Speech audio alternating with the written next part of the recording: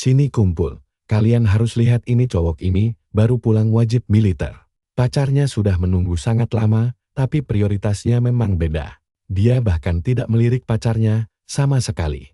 Dan langsung lari melewatinya, menuju kamar, karena kapsul game barunya sudah menunggu lama. Sebelum masuk wajib militer, dia adalah pemain garis keras nomor 1 di game yang super sulit, yang akhirnya ditutup.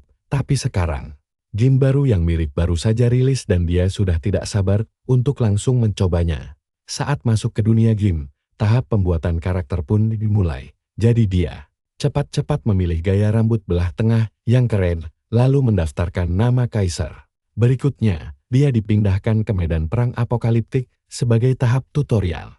Grafis realitas virtualnya luar biasa, tapi pertama-tama, dia butuh senjata. Kaisar memilih pedang dan bertemu Charlie, sang kapten ksatria, yang membawanya langsung ke medan tempur. Situasinya sangat buruk dan Charlie takut hal terburuk.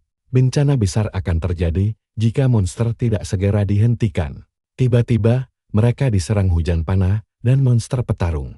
Tapi sebelum sang ksatria selesai bicara, Kaisar langsung maju dan membantai setiap makhluk di depannya. Biarpun masih pemula di game ini, dia membantai monster bermuka hina itu dengan gaya untuk memulangkan mereka ke hutan. Padahal sebelumnya, dia sempat khawatir kalau kemampuannya menurun, tapi dia malah merasa tubuhnya jauh lebih ringan. Sang kapten ksatria langsung memujinya, membuka sistem kesukaan di dalam game ini. Persis seperti di game lamanya, kapten sangat mempercayainya hingga dia tidak peduli jika jagoan kita berbuat kriminal, memberinya gelar kasih sayang maksimal. Sekarang, perhatikan baik-baik, karena tantangan berikutnya adalah menghabisi penyihir kegelapan di balik gerbang, saat tiba-tiba monster lain mulai merayap masuk ke dalam kastil. Charlie berniat menahan garis depan dan meminta sang pahlawan menghentikan pemanggil monster, mempercayakan masa depan padanya. Kaisar bahkan kaget melihat ksatria ini bersiap maju melawan para kroco, padahal seharusnya dia membantu sang pemain untuk mengalahkan bos utama. Perilakunya memang bisa berubah tergantung pada tindakan kita. Tapi apa yang mengintai di balik pintu ini sangat mengerikan, saking seramnya, sampai-sampai sistem pun memberi peringatan. Kaisar langsung menyadari kalau ini adalah bagian tersembunyi, mekanisme rahasia yang membutuhkan syarat khusus yang tiba-tiba harus dipenuhi. Meski berbahaya, dia sangat bersemangat menghadapi apa yang ada di depan.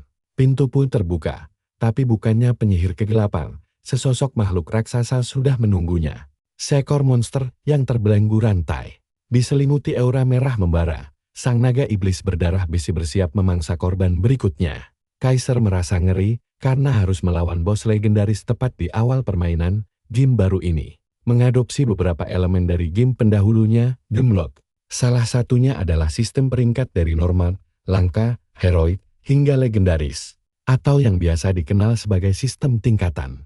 Sistem ini juga berlaku untuk semua bos monster di setiap lantai. Dan yang paling mengerikan adalah monster unik yang memiliki nama khusus tersendiri yang diberikan kepada mereka. Untuk mereka, dan persis seperti tebakan kalian, makhluk berwajah seram ini adalah salah satu dari naga tersebut, bos yang punya nama asli. Dia langsung mengumpulkan kekuatan besar dan mengeluarkan naungan yang penuh dengan tekanan dahsyat. Tekanan ini membuat sang pemain terpaku, memicu munculnya beberapa layar pemberitahuan sistem tentang jenis spesies naga tersebut, sekaligus mengurangi kemampuan fisiknya sendiri. Semua yang berhubungan dengan gerakan menurun hingga 20%.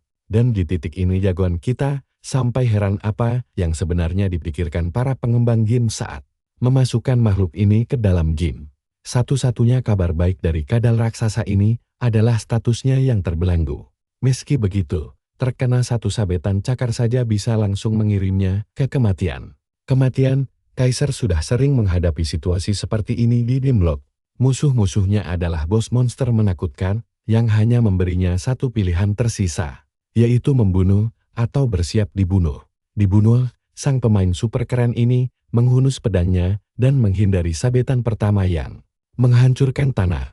Dia mengelak cepat ke kanan sebelum menerjang kembali dengan tebasan lebar. Untuk memberikan kerusakan pada naga itu, raungan kedua kembali membuat tubuhnya terpaku. Sadar dirinya akan diinjak, Kaisar langsung menangkis serangan cakar itu dengan sabetan pedang kuat. Namun terpental beberapa meter akibat benturan keras itu. Dia sempat memeriksa seberapa besar luka yang dia hasilkan, dan dari 1 juta poin nyawa, dia hanya berhasil mengurangi 120 poin. Dengan kata lain, kalian tahu dia harus serius, atau akan jadi santapan. Ini tingkat kesulitan paling gila untuk ukuran bos tutorial. Kaiser menebas naga itu sekali lagi, sambil mengingat komentar gila yang pernah dia baca di forum tentang naga ini. Kabarnya, bahkan pemain terbaik pun tidak ada yang bisa mengalahkannya. Tapi jagoan kita malah asyik membantainya dengan kebasan bertubi-tubi. Berbagai komentar terus melintas di kepalanya selagi dia menangkis dan menebas naga itu berulang kali. Menariknya, isi forum juga menyoroti bagaimana nama spesies naga iblis tersebut terungkap. Kebanyakan pemain mengira itu cuma kesalahan sistem atau kutu jin. Yang lain tidak paham sama sekali. Padahal sebenarnya, seseorang baru saja berhasil mengalahkan bos tutorial untuk pertama kalinya. Menusuk cakar naga itu, dia menyiksa sang monster dengan tebasan beruntun.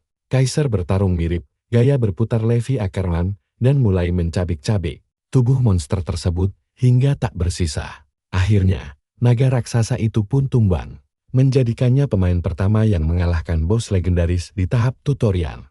Dia akan segera menerima hadiahnya, tapi saat ini Kaiser hanya bisa terengah-engah kelelahan.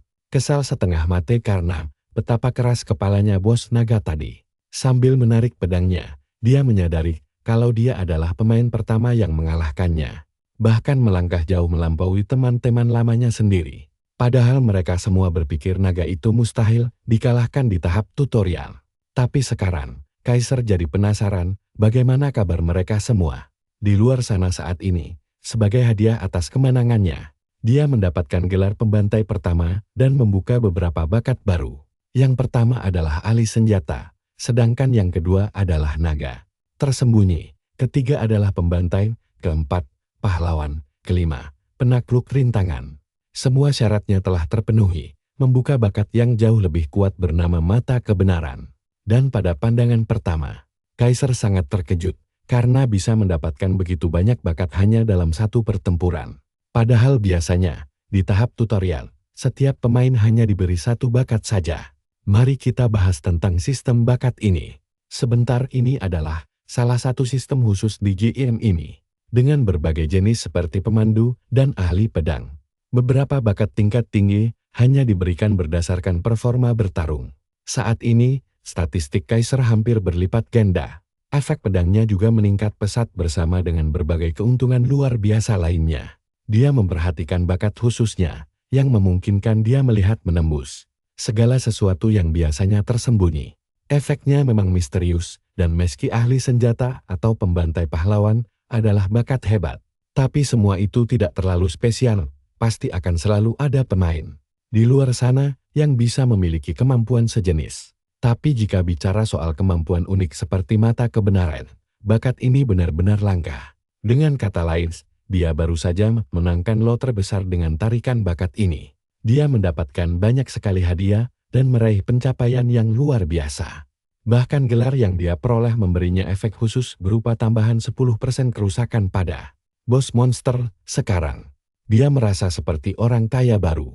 Apalagi dia biasanya punya keberuntungan paling ampas di game sebelumnya. Mirip seperti saya tiap kali membuka peti di Counter-Strike.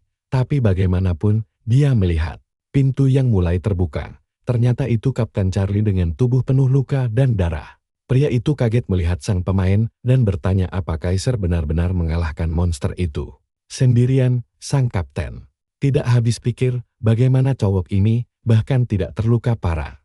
Membuatnya heran seberapa dewa tingkat kemampuan bermainnya. Dia memilih tidak menyelidiki latar belakang Kaiser lebih jauh dan berkata bahwa pahlawan biasanya lahir di masa-masa kekacauan besar. Jadi, kehadiran Kaiser adalah lambang harapan bagi dunia.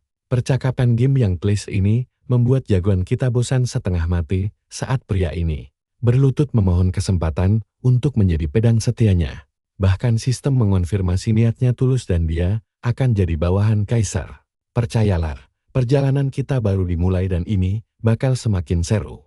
Yuk temani aku lihat petualangan cowok kita yang sok berat dapat tawaran ini. Lagi pula, Charlie sudah mati di versi game ini, jadi tidak ada untungnya. Tutorialnya sendiri sudah menegaskan kalau event masa lalu ini hanya formalitas biasa. Makanya, Kaisar menyuruh sang kapten melakukan apa saja sesuka hatinya. Ucapan itu langsung dianggap sebagai tanda setuju yang akhirnya membuat dia mendapatkan dukungan penuh sang kapten.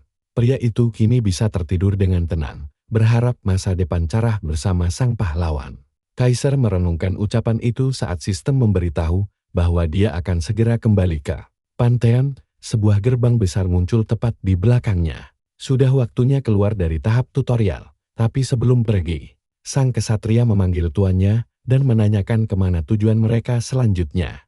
Setelah berpikir sejenak, Kaisar menjawab kalau mereka akan pergi kemanapun mereka dibutuhkan. Karena dunia ini sudah kacau, kesatria itu girang setengah mati mendengar jawaban tersebut. Seolah bosnya baru saja mengutip ucapan Socrates, ngomong-ngomong.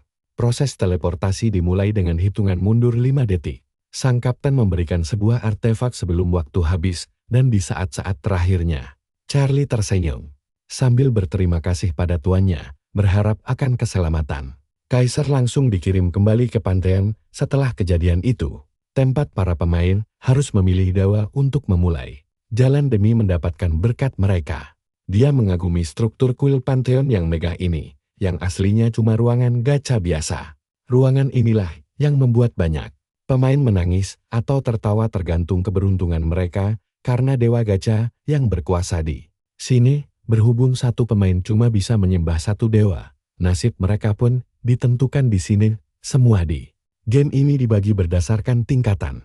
Para dewa punya tingkatannya sendiri, yaitu fabel, pahlawan, dan mitos. Dewa fabel adalah makhluk yang disembah karena cerita kuno yang melegenda, sementara dewa pahlawan adalah mereka yang berjasa besar bagi kesejahteraan umat manusia hingga akhirnya naik kasta. Terakhir, ada dewa tingkat mitos, penguasa mitologi besar seperti Zeus atau Odin dari mitologi mereka masing-masing. Jelas saja, dewa mitos adalah tingkatan yang paling tinggi. Setiap kartu melayang di dimensi ini berisi dewa yang berbeda, dan sistem menyuruhnya memilih satu. Sadar kalau keberuntungannya ampas banget, dia sebenarnya tidak terlalu peduli.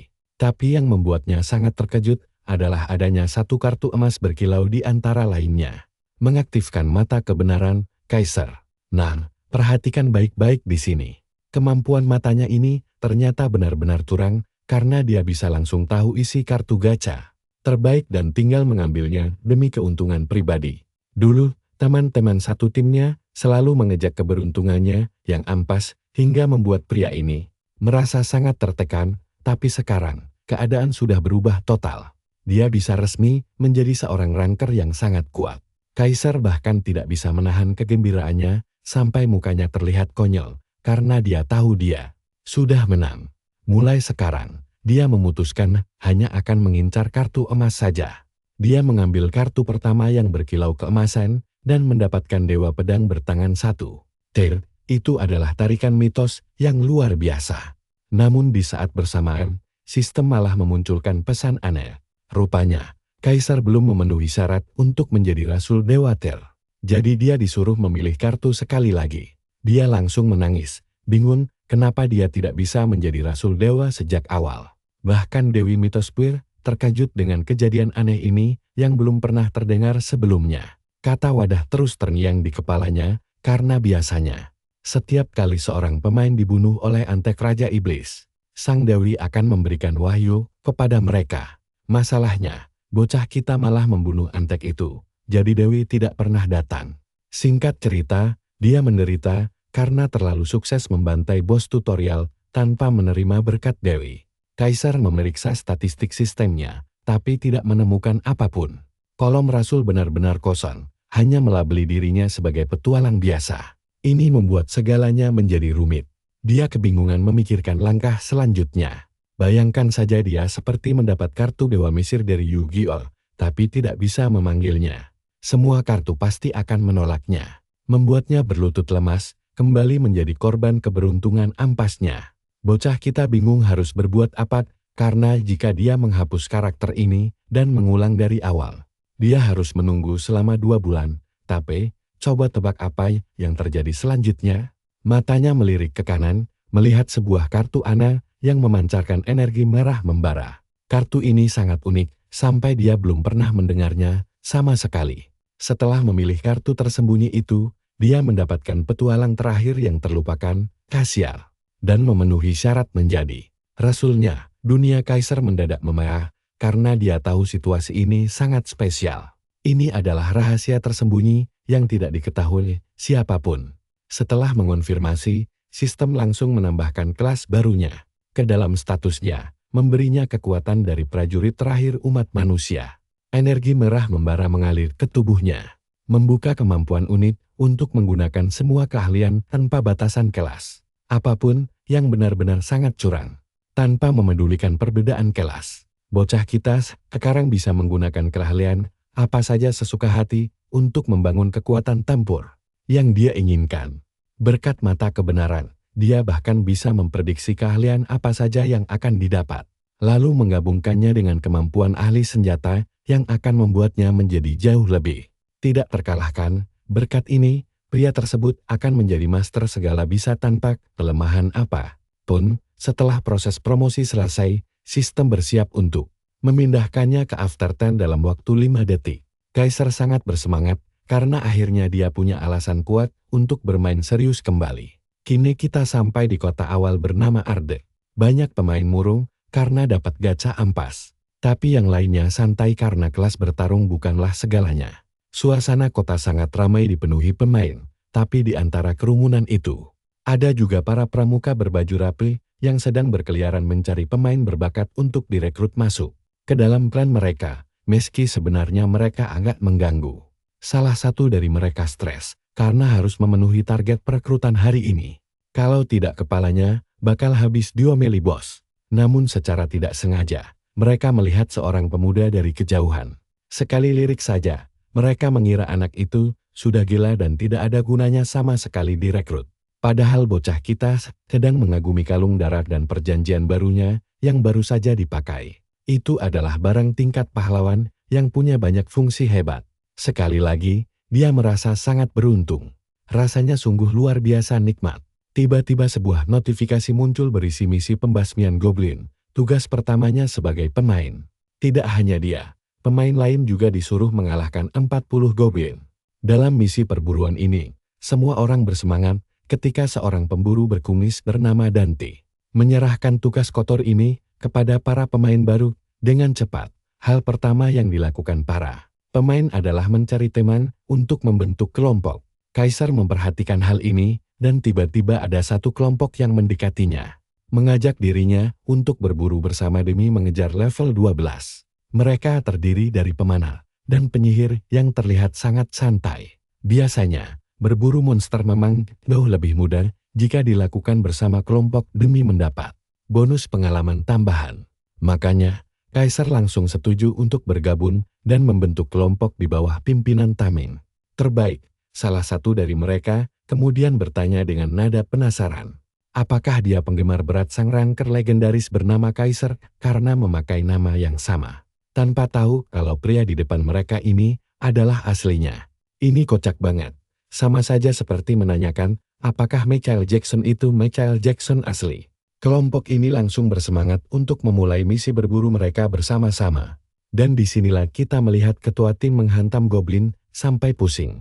Lalu menyuruh lainnya menyerang. Ikuti terus kisah seru ini bersama saya untuk melihat kelanjutannya. Nah, kalian dan saya harus siap-siap, karena kita bakal masuk ke salah satu pertarungan terseru. Tembakannya melesat melewati temannya, langsung membantai si goblin hijau. Satu tumban, sisanya ketakutan tapi tetap nekat maju kayak sekumpulan orang bodoh. Mereka langsung menekan pertahanan Shield Base, bikin teman-temannya cemas dia bakal kena hantaman keras. Sang ketua tim langsung menyuruh mereka buru-buru menyerang selagi dia menahan monster-monster itu. Masalahnya, ada satu kendala besar, mereka berdua lagi mode cooldown. Karena yang lain pada sibuk, jagoan kita langsung menyusup dari atas. Tepat di momen itu, dia menebas lebar dan kuat. Menghancurkan goblin itu cuma dengan sekali tebas. Pergerakannya yang luar biasa lincah, bikin semua orang shock berat. Kaiser menapakkan kakinya di tanah sebelum melesat kembali ke kerumunan musuh bagaikan sebuah rudal. Dia menebas kilat beberapa goblin sekaligus, menghabisi mereka dalam sekejap sampai dipuji rekan-rekannya.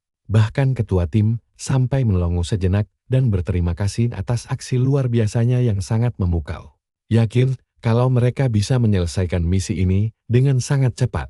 Tapi ada masalah kecil, tepat di depan mereka, segerombolan besar goblin baru saja tiba. Botak-botak hijau kecil sialan ini sedang menyeringai, menunggu kesempatan buat menyerang, sementara ketua tim mendesak mereka untuk segera mundur. Tapi jagoan kita mana paham arti kata mundur. Dia sudah siap tempur habis-habisan dan langsung menerjang maju tanpa ragu. Para goblin kegirangan, mengira dapat mangsa gratisan. Padahal pria ini melompat tinggi dan menatap mereka tajam bagaikan titisan iblis. Awalnya semua terasa sunyi dan tenang, tapi setelah itu, ledakan dahsyat langsung pecah dari sisa pertarungan barusan. Momen ini mengingatkan kita pada obrolan Kaiser dengan teman lamanya dulu. Yang heran, kenapa dia selalu saja mencari perkara di pertarungan tersulit. Jagoan kita tidak mengerti apa arti kerobor. Sedangkan temannya menjelaskan kalau dia selalu maju paling depan menghadapi bos besar atau monster terkuat. Sang pemain peringkat atas itu cuma menjawab santai. Dia bilang dia toh selalu menang. Tidak peduli seberapa berbahayanya situasi itu. Istilah nekat tidak ada di kamus pria ini. Karena meski bagi orang lain itu berbahaya dan bikin ciut nyali, bikin mereka ogah ambil risiko, tapi Kaiser justru sebaliknya. Nah, kalian harus tahu, pria ini bukan cuma menghadapi bahaya, dialah bahaya itu sendiri. Dan dia tidak akan bersikap manis untuk membuktikannya. Dia selalu bertarung secara metodis, tahu betul kalau dia pasti menang di setiap laga. Ledakan tadi sebenarnya terjadi karena efek keahlian smash yang dia pakai. Kaiser mendaratkan serangan kritikal pada goblin hijau. Dan ini bukan goblin musuh Spider-Man ya. Tersisa satu goblin hitam yang mengancam. Kaiser langsung melompat mundur untuk mengincar target utama itu. Paham betul kalau membantai penyerang jarak jauh adalah prioritas. Saat meluncur, dia menebas beberapa prajurit bersenjata yang menghalangi jalan. Si goblin hitam menembakkan proyektil racun buat memperlambat gerakannya. Tapi pria ini langsung mengaktifkan sifat overtone miliknya untuk melampaui batas. Indranya menajam, membuat pria ini bisa menangkis dengan tepat. Membingungkan si goblin berkat refleksnya yang gila. Lalu dia langsung menghabisi nyawa makhluk itu dalam sekejap mata saja. Sebelum menghadapi musuh lain di depan mata dan membereskannya sekalian, Kaiser menahan serangan itu, lalu mendaratkan tebasan indah yang mematikan. Efek dari sifat weapon master miliknya langsung aktif, membuatnya bisa memakai kemampuan eksploitasi kelemahan. Jagoan kita sangat puas dengan kemajuannya. Dia mengambil belati pendek, lalu melemparnya tepat ke mata si goblin, menghasilkan serangan kritikal yang telak. Goblin di sekitar mulai mengeroyoknya. Salah satu menyerang memakai pemukul kayu. Kaiser menangkisnya kasar, membuka akses buat memakai kemampuan khusus senjata itu juga. Memakai pemukul yang sama, pria ini langsung mengaktifkan mode orang tua Asia ke lawannya. Pertama, dia menancapkan belati ke tenggorokan monster itu sebelum menghajar wajahnya dengan pemukul sampai hancur lebur. Keahlian senjatanya pun langsung meningkat pesat, bikin levelnya melonjak drastis. Sejauh ini, semuanya berjalan sangat lancar bagi mereka. Dia memang ingin belajar kemampuan tanpa batasan, tapi tidak menyangka kalau bisa langsung menggunakannya dalam pertarungan sengit.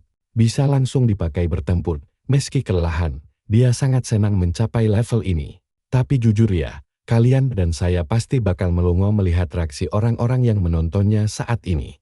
Mereka sampai tidak percaya dengan mata kepala sendiri. Sang ketua tim bingung bagaimana satu pemain bisa melakukan hal gila yang bahkan tidak bisa dilakukan kelompok berpengalaman melawan sekumpulan goblin. Kaiser berada di kelas yang berbeda karena berani menghadapi ancaman seperti itu. Dan nama legendarisnya mulai terasa masuk akal. Shield Base penasaran apakah pria ini adalah sosok yang sama dari masa lalu. Tapi dia enggan menerima kenyataan konyol itu. Lagi pula, pemain jenius yang sama telah menghilang dari dunia game selama 2 tahun penuh. Mana mungkin orang itu tiba-tiba gabung ke kelompoknya kan? Namun, hal itu memicu satu pertanyaan penting. Sebenarnya siapa pria ini? Kaiser sekarang malah terlihat mirip Yander yang terlalu berambisi mengejar peringkat atas. Shield Base mengira pria ini sudah gila. Kembali sadar, Kaisar melihat jasad monster yang memudar dan tahu kalau belate serta pemukulnya akan lenyap karena itu milik musuh. Tapi, dia tetap senang bisa melakukan banyak hal melampaui batasan senjata. Dengan membuka jendela status, dia langsung memeriksa level dan statistiknya. Hanya dari sekali berburu saja, levelnya naik 3 tingkat. Pencapaian yang sudah lebih dari cukup baginya. Meski punya akses ke semua senjata, Kaisar tetap menyukai pedang dan berniat mengalokasikan poinnya ke kekuatan serta ketangkasan. Atribut lainnya sudah tertutupi dengan aman lewat bonus item dan sifatnya. Jadi dia santai saja di tengah perayaannya. Teman-teman barunya datang untuk memujinya setinggi langit karena sangat jago. Silk Beast bahkan menyanjungnya sebagai kaisar yang asli, sementara yang lain bingung mencari alasan kenapa sang pemain legendaris mau memainkan game ini lagi. Meski begitu, kemampuannya memang yang terbaik dari yang terbaik. Jadi tidak mustahil bagi mereka untuk mempercayai kebenaran tersebut. Saat mereka berdebat, Kaisar cuma bisa membatin bahwa dialah Kaisar yang asli itu. Karena penasaran, mereka bertanya apakah dia mendapat berkah Dewa Mitos untuk kerusakannya. Yang dijawabnya dengan sopan, bahwa semua itu berkat sifat dan gelarnya. Mereka terkejut mendengar dia punya barang bagus dan bertanya apakah dia berniat menjadi pemain. Berperingkat keheningan sejenak pun melanda kelompok itu. Hingga Silk Beast menyarankan agar mereka berburu lagi setelah stamina pulih. Anggota lain sudah siap tempur dan Kaisar pun tidak keberatan. Bahkan, kelompoknya kini menjadi jauh lebih percaya diri dan sangat bergantung pada kontribusinya. Namun dari obrolan mereka, dia malah teringat kata-kata dari kelompok lamanya dulu. Mereka semua ingin dia yang menangani serbuan, tapi dia mengingatnya sebagai hal positif. Sambil penasaran, bagaimana kabar teman-teman lamanya sekarang? Tiba-tiba, sebuah misi darurat muncul dalam bentuk perburuan monster boss mini. Kelompok itu ditugaskan untuk menghabisi seekor goblin mutan. Tanpa adanya batasan waktu, membuat Kaisar cukup terkejut. Cerita kemudian beralih ke pintu masuk gua tempat seluruh anggota tim berkumpul. Mereka akhirnya tiba untuk menghadapi si goblin mutan itu.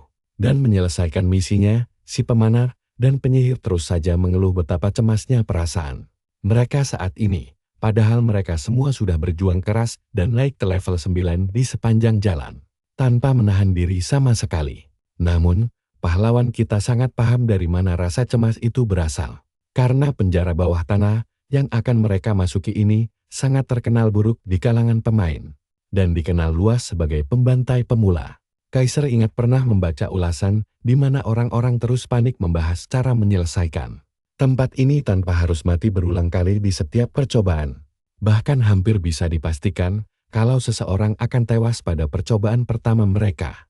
Gara-gara hal itu, penjara bawah tanah ini mendapat beberapa julukan serem dari para pemain, termasuk makam seniman. Saat tim akhirnya melangkah masuk, Kaisar terus memikirkan tingkat kesulitan ekstrem tempat ini yang membutuhkan pola kerja sama tim yang sangat spesifik jika ingin menyelesaikannya dengan benar. Begitu mereka melangkah lebih dalam, rekan-rekannya terus mengeluh kalau tempat mengerikan seperti ini harusnya dilarang saja dan dihapus selamanya dari game demi keselamatan bersama. Mendengar semua keluhan negatif itu, sang ketua Silk Beast mencoba memotivasi timnya dengan mengingatkan kalau mereka tidak punya pilihan selain menaklukkan tempat ini demi mendapatkan tiket naik tingkat untuk ikut serta dalam penyerbuan tingkat tinggi. Benar, bagaimana kelanjutan nasib kelompok ini?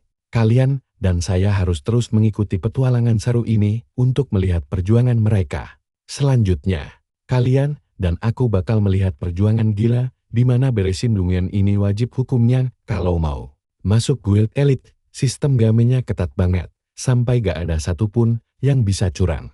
Buat ngakalin sistem itu, semua progres pemain tercatat otomatis di buku petualangan yang aneh.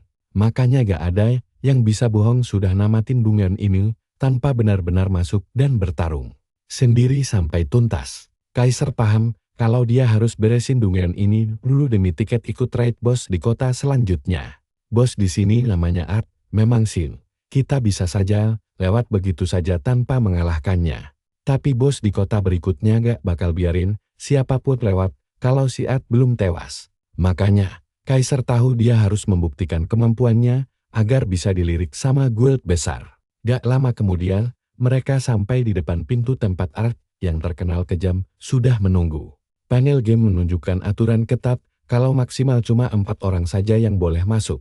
Dan level mereka harus di bawah 10, pas banget sama tim mereka. Kaiser langsung nanya kesiapan timnya.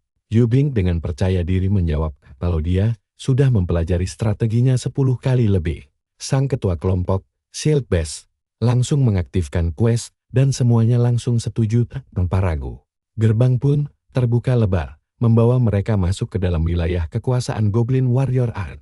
Sementara Kaiser mulai bersiap pamer kekuatan setelah sekian lama gak beraksi. Tepat di saat itu, sang bos monster muncul di depan mereka dengan seringai menyeramkan yang bikin merinding. Bos ini punya darah tebal sebanyak 20.000 poin dan langsung mengaum keras. Siap menggilas para petualang yang berani mengusik tidurnya.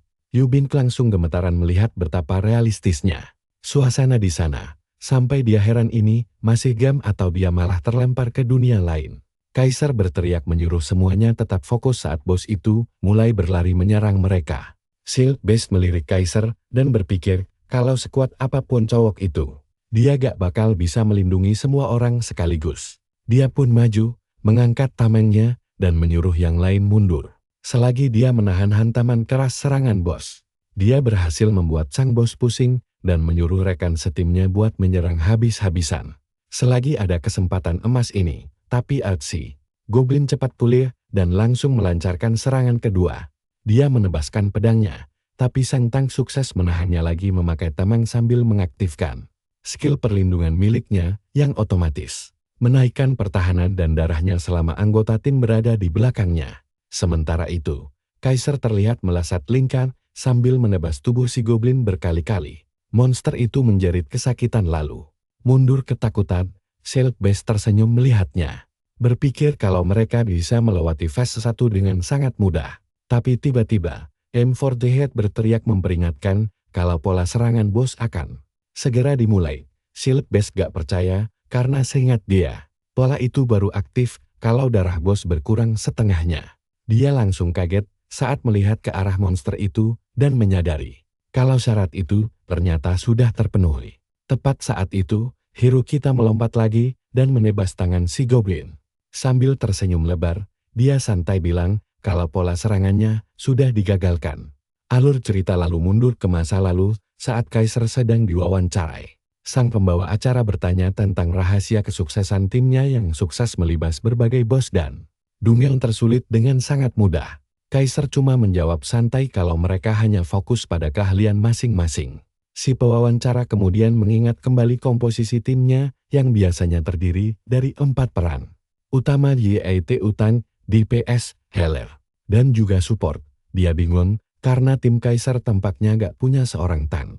Lalu heran bagaimana mereka bisa menang raid tanpa peran krusial itu. Kaiser pun mengakui kalau tank memang sangat penting buat menghentikan pola serangan bos. Tapi dia membuat si wanita shock setengah mati setelah mengungkap kalau dialah yang memegang peran pertahanan itu sendirian selama ini. Kembali ke masa kini, Art menjerit kesakitan setelah pola serangannya digagalkan dan tangannya terluka parah.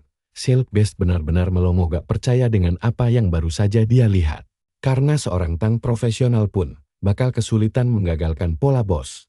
Tapi penyerang di timnya malah membuat keajaiban dengan menggagalkan serangan itu lewat satu tebasan mematikan saja sang Goblin mencoba menyerang lagi, tapi lagi-lagi ditebas mudah oleh Kaiser. Si pemanah berteriak heboh sambil menyadari kalau penyerang tim mereka hanya mengincar titik-titik vital musuh sejak awal pertarungan. Saat ini, Kaiser sudah menggagalkan pola lainnya dan darah bos sekarang tersisa kurang dari 1/4 saja. Silk Best langsung berteriak menyuruh timnya bersiap menghadapi phase 2. Berikutnya, Magi dan Archer bersiap karena gak mau kalah eksis dari Kaiser. Nah, perhatikan bagian ini, karena si Goblin Mutan langsung mengaktifkan skill berserk yang luar biasa mengerikan. Kaiser sudah menduga hal ini, dan ingat kalau setiap bos punya kemampuan unik. Dia tahu kalau art si Goblin dibekali 2 efek pasif, yaitu Double Zero Seven Bang. Efek pertamanya akan memberikan efek pengurangan status ke tim lawan kalau terkena serangan fisik 4 kali atau lebih. Efek keduanya bisa memantulkan serangan sihir kalau dipakai 3 kali atau lebih. Selain itu, mod Berserk ini juga mengurangi kecepatan gerak mereka sebesar 4%. Si pemanah langsung mengeluh, karena merasa kemampuan bos ini makin curang saja setiap detiknya. Padahal dia belum melakukan banyak hal. Tapi beda ceritanya dengan Kaiser yang sama sekali gak terpengaruh di buff itu.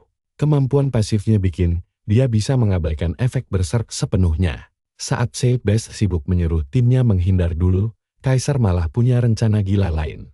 Dia berniat langsung menebas monster itu dan tanpa ragu langsung berlari maju ke depan. Art mencoba melawan balik, tapi tentu saja sang karakter utama kita jauh lebih kuat dan menebas tubuhnya dengan sangat mudah. Sementara itu, pemanah dan Maggie masih kebingungan sendiri. Kalian pasti mikir dia bakal kesulitan, kan? Tapi Saint Best malah sudah yakin menang sambil menatap heran dan bertanya-tanya apakah dia memang si legendaris yang asli. Saat ini, mereka bertiga cuma bisa menonton melongo melihat kehebatan pedang Kaiser. Di tengah pertempuran yang sengit itu, sang pahlawan berhasil naik ke level 10 dan keahlian pedangnya meningkat ke level 7. Alhasil, daya serang pedangnya bertambah 7%. Dia langsung melesat secepat kilat ke depan goblin untuk tebasan terakhir yang membelah tubuh monster itu. Sistem game pun langsung mengumumkan kalau Goblin Warrior Art berhasil dikalahkan dan dungeon resmi selesai. Bukannya gembira dan merayakannya, Saint Best malah mendadak melamun bingung sendiri. Berusaha memastikan apakah orang di depannya ini memang Kaiser legendaris yang asli atau cuma orang lain yang meniru namanya. Mendengar kecurigaan itu, dua rekan lainnya langsung ikut shock. Sistem game lalu memberitahu kalau mereka sukses memecahkan rekor waktu tercepat dan meraih peringkat pertama. Hadiah pun dibagikan sesuai kontribusi pertarungan. Dan tentu saja Kaiser berada di posisi teratas. Dia mendapatkan jubah merah pemimpin dan beberapa barang rampasan goblin lain yang mungkin gak bakal dia pakain. Selain itu, dia juga mendapatkan gelar tahta tim attack yang sangat langka. Gelar itu menambah kecepatan geraknya sebesar 10%. Kaiser berdiri bangga karena bisa kembali bersinar. Melihat layar sistem masing-masing, timnya langsung heboh melihat barang jarahan tingkat dawa yang didapat. Si pemanah dan Meg langsung memuji setinggi langit. Tapi Kaiser hanya membalas dengan senyuman santai. Saint Best kemudian mendekat dengan malu-malu, meminta Kaiser melihat nama yang tertulis di papan peringkat. Karena si Tan adalah ketua tim, namanya yang terpampang jelas di layar. Dia meminta maaf karena lupa mengubah pengaturan nama tim sebelum masuk dungeon. Kaiser pun langsung paham situasi tersebut dan sadar kalau nama mereka nangkring di posisi teratas adalah pencapaian yang sangat besar. Mereka bahkan bisa punya peluang emas buat direkrut oleh 10 gul teratas berkat prestasi gemilang ini. Meskipun ini cuma dungeon tingkat pemula, mereka sukses menggeser posisi pemain top bernama Annihilation. Kembali ke obrolan tim, Sang Tang meminta maaf lagi dan menawarkan kompensasi berupa uang tunai. Kaiser cuma tersenyum dan memaafkannya karena maklum hal itu biasa terjadi. Percayalah, petualangan seru kita baru saja dimulai. Jadi jangan sampai kalian melewatkan kisah epik selanjutnya di video berikutnya. Halo teman-teman, mari kita lanjut petualangan si Kaiser yang tak pernah berharap dapat peringkat pertama ini. Tapi jujur, dia justru senang karena tidak perlu jadi pusat perhatian. Lagi pula, hadiah set prajuritlah yang paling penting di sini. Meskipun tingkatannya berbeda-beda, ini adalah salah satu item terbaik yang bisa kalian dapatkan di tempat ini. Karena si Kaiser berhasil mendapatkan bagian dari setiap tingkatan. Dia merasa tidak ada nama peringkat yang bisa merusak suasana hatinya hari ini. Melihat senyum aneh di wajah Kaiser, si Tan bertanya, apakah semua ini baik-baik saja? Pahlawan kita santai saja dan menyuruh mereka untuk tenang. Anggota timnya pun mulai memuji kebaikan hatinya yang luar biasa itu. Namun tiba-tiba sistem mengumumkan kalau dungeon akan segera ditutup. Saint Best kemudian berbisik kepada si pemanah bahwa awalnya dia mengira semua rumor miring tentang sosok Kaiser itu hanyalah isapan jempol belaka. Tapi sekarang, dia benar-benar paham betapa luar biasanya orang ini. Kaiser menyadari kalau kelompoknya masih saja berdiri terpaku di sana. Lalu bertanya, apakah mereka memang berniat untuk tinggal di dalam dungeon? Hal itu langsung menyadarkan mereka dari lamunan, dan tanpa babi bu lagi, mereka langsung lari kencang menuju portal. Begitu kembali ke desa, mereka segera berjalan menyusuri gang sempit menuju toko milik sang alkemis. Mereka masuk ke dalam toko dan langsung dibuat takjub karena bagian dalamnya ternyata sangat berbeda. Kaisar melihat sosok misterius berkerudung di balik meja kasir dan langsung menebak kalau itu adalah sang alkemis Kaldo. Melihat ekspresi wajah Kaldo yang sangat masam, mereka semua mulai ragu dengan misi ini. Si alkemis bahkan langsung menyindir mereka dengan ketus, menanyakan apakah mereka sudah menyerah dan pulang dengan tangan kosong. Dia mengingatkan bahwa risetnya masih butuh banyak darah. Tiba-tiba, Kaisar langsung membanting botol berisi darah ke atas meja, membuat si alkemis terkejut setengah mati karena tantangan ini selesai bahkan sebelum 40 menit. Melihat tatapan penuh percaya diri dari kelompok itu, wajah si alkemis langsung memerah malu seperti gadis kecil. Sistem kemudian memberitahu Kaisar bahwa dia mendapatkan sejumlah emas dan sebuah cincin perak buatan Kaldo. Dengan begini, misi mereka resmi selesai dan mereka akhirnya bisa pergi ke benua utama. Semuanya pun langsung bersorak kegirangan bagaikan baru saja memenangkan lotre senilai miliaran rupiah. Di saat bersamaan, sebuah notifikasi baru muncul. Kaisar mendapatkan hadiah istimewa tambahan dari Calda. Dia menyimpannya untuk nanti dan memilih membuka tiket keterampilan tingkat rendah terlebih dahulu. Layar di depannya mulai memancarkan cahaya aneh dan kartu-kartu berhamburan memenuhi ruangan. Nah, coba perhatikan baik-baik. Dengan kemampuan mata kebenaran miliknya, dia menyadari sebagian besar kartu itu ampas sekali. Di sana dia melihat kemampuan tebasan pengisi daya, jurus yang dulu digunakannya di Demrod. Kaisar teringat bahwa tiket lotre ini bisa memberikan kemampuan acak dari tingkat biasa sampai legendaris. Namun tiba-tiba saja muncul pesan peringatan yang menyatakan bahwa sistem permainan akan dimatikan dalam hitungan detik saja. Sontak hal itu membuat pahlawan kita kaget setengah mati. Dia benar-benar lupa dengan batasan waktu bermain yang dipasang untuk mencegah pemain kecanduan game atau mati kelaparan karena lupa makan. Dia tidak menyangka 10 jam penuh telah berlalu begitu cepat. Sambil memandangi kartu-kartu yang melayang, dia bergegas memilihnya selagi sistem mulai menghitung mundur. Tapi tepat saat dia menekan layar, sistem langsung mematikan permainan. Kembali ke dunia nyata, dia butuh waktu beberapa saat untuk mencerna apa yang terjadi. Lalu berteriak frustrasi seperti baru saja ditendang di tempat paling sensitif. Keesokan paginya, setelah tidur nyenyak yang memulihkan energinya, dia siap kembali. Dia langsung masuk lagi ke dalam mesin game. Hal pertama yang dia lakukan saat online adalah membuka sistem karena ingat sempat melihat sekelebat cahaya emas. Namun suasana hatinya langsung hancur seketika saat melihat kartunya. Ternyata kartu itu bukanlah tingkatan legendaris dan dia mengira keberuntungannya sudah habis. Tapi tunggu dulu, matanya langsung terbelalak saat menyadari bahwa dia justru mendapatkan kemampuan tusukan dari belakang alias jurus backstab. Kemampuan super kuat inilah yang membuat para petarung jarak jauh selalu menghindari duel satu lawan satu dengan pembunuh bayaran. Pasalnya, sejauh apapun mereka menjaga jarak, jurus ini bisa membuat pembunuh mendekat secepat kilat.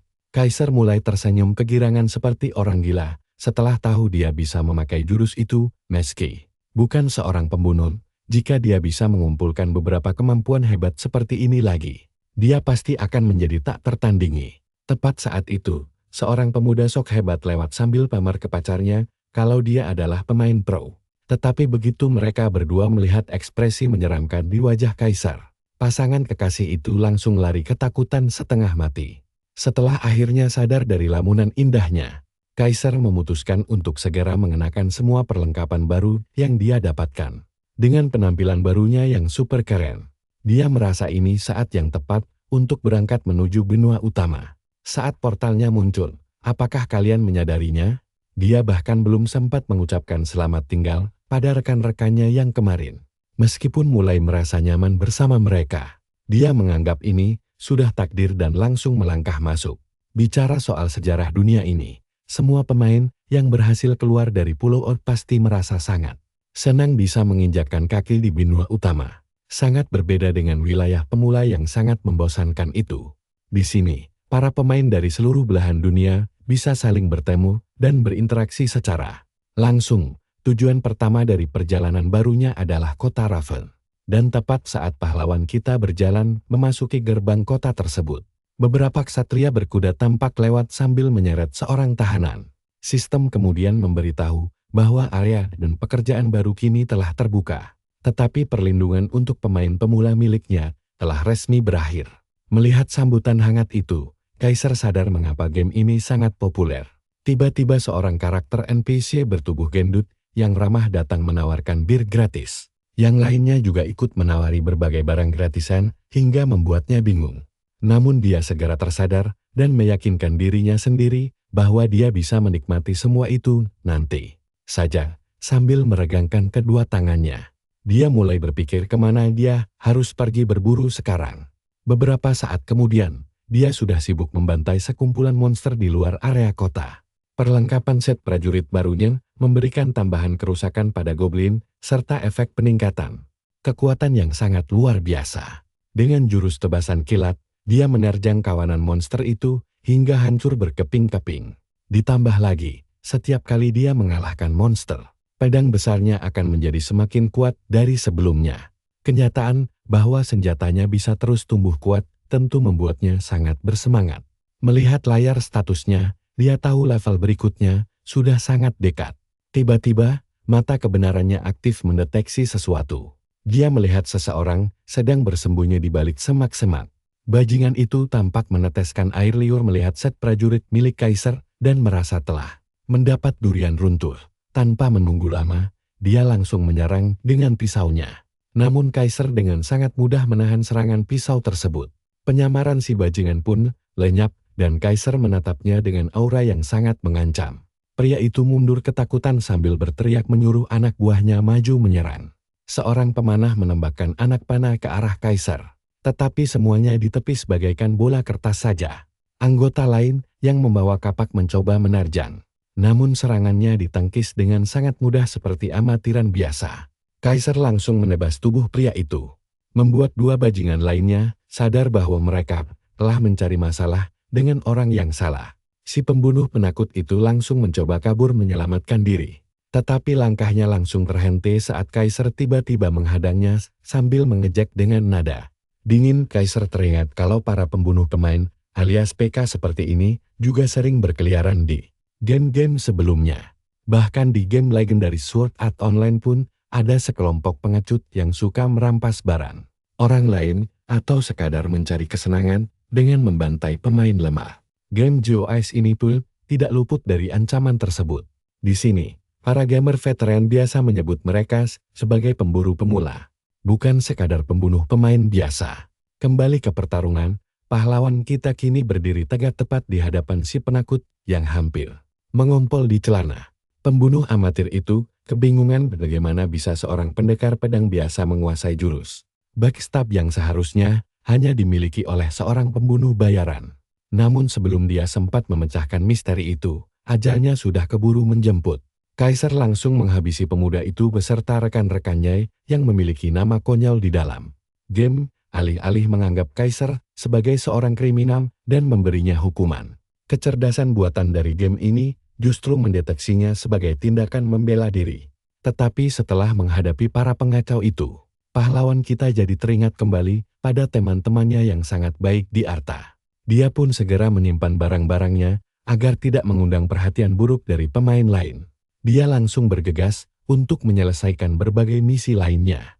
Dalam sekejap mata, dia berhasil menyelesaikan tumpukan misi dan naik ke level 17, yang otomatis membuka akses gerbang barat untuknya. Kaiser yang pemberani tentu langsung melewati gerbang itu dan melangkah masuk ke hutan barat kota. Raven, di tengah perjalanan, dia bahkan sempat diperingatkan oleh beberapa karakter NPC tentang bahaya besar di area perburuan ini. Dan percayalah, kalian dan saya akan segera melihat petualangan mengerikan melawan monster serangga raksasa yang sudah menanti pahlawan kita di balik hutan lebat yang sangat mencekam ini. Halo kawan, ayo kita intip area mengerikan penuh jebakan goblin licik ini. Saking susahnya tempat ini, para pemain sampai membuat aturan mutlak kalau siapapun yang masuk harus membawa tim minimal 3 orang. Gara-gara itu, area di depan gerbang barat ramai banget sama orang-orang yang cari rekan setting. Demi bisa bertahan hidup di tempat seram ini. Ada yang sibuk mencari petarung depan dan tamen, ada juga yang berburu tabib. Padahal kelas tabib ini paling dihindari karena menaikkan levelnya membosankan dan susahnya. Setengah mati. Nah, waktu Kaiser lewat sendirian, orang-orang malah mengejeknya miskin karena tidak punya teman bermain. Tapi, karakter utama kita cuma bisa menghela napas sambil tersenyum misterius. Di dalam hutan lebat itu, dia bergerak sangat santai sambil menebas para goblin yang malah kena serangan kejutan balik. Bahkan ada satu goblin bodoh yang mengira ini hari keberuntungannya. Dia melompat menyerang tapi malah meleset total dan langsung digeprek di tempat. Goblin pemanah lain mencoba membidik anak malang ini. Tapi Kaiser lebih cerdik dan melempar pedang besarnya. Tebasan itu langsung membelah tubuh si goblin menjadi dua bagian. Begitu pedangnya lepas dan efeknya hilang, para goblin mengira mereka punya kesempatan menang. Padahal bocah legendaris ini punya cadangan. Dia langsung memakai kapak dan menyerang dari belakang dengan tebasan ke bawah yang sangat mematikan. Dengan cepat dia menghabisi goblin satu persatu hingga kemahiran kapaknya naik satu level. Setelah misi goblin selesai, dia merasakan bahaya dari belakang dan melihat kelabang raksasa yang lapar mendekat. Burung-burung berterbangan karena keributan itu. Lalu Kaiser melompat tinggi ke udara. Kelabang raksasa itu langsung mengejarnya dari belakang. Dengan teriakan perang yang keras, dia mengayunkan seluruh tubuhnya untuk memberi hantaman maut. Makhluk itu terluka parah dan terpental sangat jauh. Tapi sesaat kemudian, kelabang itu menyerang balik demi balas dendam. Pahlawan kita beraksi cepat dan berhasil menahan serangan tersebut. Di saat bersamaan, dia memunculkan kapak tempur di tangan kirinya. Sambil melihat betapa buruk rupa monster itu dari dekat, ayunan keras kapaknya langsung memotong rahang kelabang. Dua tebasan pedang tambahan sudah cukup untuk mengakhiri riwayat makhluk mengerikan tersebut. Kaiser pun naik 2 level sekaligus seperti yang terlihat di layar statusnya. Dia bergumam kalau menaikkan level memang bukan permainan anak-anak. Tapi sejauh ini semuanya berjalan sangat mulus baginya. Karena sebagian besar misi sudah selesai, matanya tertuju pada misi biasa di gerbang barat. Tugasnya adalah mencari dan mengambil kembali Leontin, anak perempuan yang hilang di tengah hutan. Dia langsung bersiap karena sudah tahu lokasinya. Di perjalanan, dia melihat para petualang lain sedang mengantar panjang menanti giliran mereka. Kaiser langsung mengenali sebuah pohon sebagai tempat Leontin itu berada. Sementara orang-orang di belakang mengeluh dan menggerutu soal antrean panjang yang membosankan. Kaiser tidak sengaja menguping obrolan menarik. Mereka sedang membicarakan perintah eksekusi untuk para pembuat onar di game ini. Coba perhatikan baik-baik di bagian ini. Karena para pria itu berargumen kalau pembunuh bayaran itu pantas dihukum akibat bertindak ceroboh. Bahkan mereka menyebutkan nama sasarannya, yaitu Kaiser. Seketika alarm bahaya berbunyi di kepala pahlawan kita. Orang-orang itu terus mengobrol dan heran, karena Kaiser kabarnya menggunakan jurus tikaman belakang. Sesuatu yang dirasa sangat tidak masuk akal bagi mereka. Dia berpikir tidak akan ada orang bodoh yang percaya rumor aneh itu. Tapi obrolan tadi sudah cukup membuatnya waspada untuk tetap bersembunyi. Dia tahu betul bahwa seorang pendekar pedang biasa memakai keahlian pembunuh itu sangat langka, apalagi memiliki 6 bakat sekaligus. Serikat besar pasti akan langsung memburunya untuk bergabung begitu mereka mengetahui rahasia luar biasa ini. Namun, ada juga orang gila dari Serikat Ratas Limrock yang lebih suka menghabisi bakat langka. Sepertinya, aturan mereka sederhana. Dapatkan atau hancurkan apa saja yang tidak bisa dimiliki. Sambil mengambil Leontin dari pohon, dia mengingatkan dirinya untuk tidak gegabah. Kembali ke gerbang barat, Camilla tampak sangat gembira saat menerima Leontinnya kembali dan berterima kasih kepada pahlawan kita. Kaiser pun mendapatkan 1 koin emas, poin pengalaman, dan hadiah spesial dari Camilla. Di saat bersamaan, levelnya naik menjadi 20 dan dia mendapatkan tiket undian keahlian. Sebagai hadiah tambahan, Camilla bercerita kalau Leontin itu adalah barang paling berharganya, tapi dia rela memberikannya sebagai imbalan. Kaiser berterima kasih dan menasihatinya agar tidak menghilangkannya lagi di masa depan. Kalian juga pasti heran kan? Saat gadis itu tersenyum, kemampuan keakraban maksimal Kaiser mendadak aktif hingga membuat kesukaan Camilla melonjak. Drastis, kejadian tiba-tiba ini bahkan membuat Kaiser bingung setengah mati. Dia hanya bisa menduga kalau itu terjadi karena dia masih gadis kecil. Tanpa membuang waktu, dia langsung bersiap menghadapi misi berikutnya untuk menaklukkan ruang bawah tanah di luar gerbang barat. Karena hadiahnya berupa tiket undian, dia jelas tidak boleh melewatkan kesempatan emas ini. Dia juga ingat ada 2 ruang bawah tanah di sana, yaitu sarang bos goblin dan sarang semut. Melihat status prajuritnya, dia memutuskan untuk memburu goblin saja. Namun, kedua tempat itu mewajibkan pemain berkelompok untuk memulai misi. Sedangkan pahlawan kita tidak boleh menunjukkan kemampuan aslinya sekarang. Jadi dia mendekati lokasi dengan gaya biasa saja.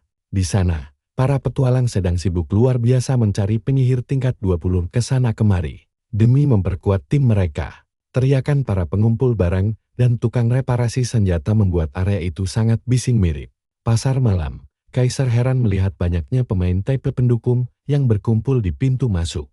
Dia melihat para pencuri langsung ditolak mentah-mentah. Sementara para penyihir justru dikerumuni banyak orang bagaikan semut manis. Pahlawan kita teringat bahwa hierarki di permainan ini ditentukan oleh kemampuan masing-masing. Kemampuan melawan bos monster membuat penyihir dianggap seperti dewa di sini. Dia juga tersadar kalau pendekar pedang sepertinya hampir tidak berguna. Tapi tiba-tiba ada seseorang memanggilnya dari belakang. Saat dia berbalik, seorang pemain mengajaknya bergabung ke dalam tim jika dia memang sedang sendirian. Kaiser memastikan apakah mereka tahu kalau dia hanya seorang pendekar pedang biasa. Dan mereka mengaku sudah tahu hal itu. Mereka menjelaskan kalau mereka hanya ingin menyelesaikan misi penilaian tempat ini. Jadi mereka cuma butuh 1 anggota acak tambahan untuk melengkapi tim. Meski curiga, pahlawan kita memutuskan untuk ikut bermain saja. Dia menerima undangan tim yang dikirim lewat layar sistem. Tapi begitu melihat statistik mereka, dia langsung sadar ada yang tidak beres. Orang-orang ini tahu persis siapa dia sebenarnya. Beberapa menit sebelumnya, mereka sudah mengincarnya karena sirahnya yang merah menyala itu sangat mencolok di tengah keramaian pemain biasa lainnya. Pemain baru tidak mungkin punya perlengkapan sehebat itu, yang langsung memicu ide licik dari ketua tim mereka. Kelompok itu pun masuk ke sarang bos goblin berbekal obor seadanya. Petualangan dimulai saat mereka mengalahkan pengintai goblin merah pertama dengan sangat mudah.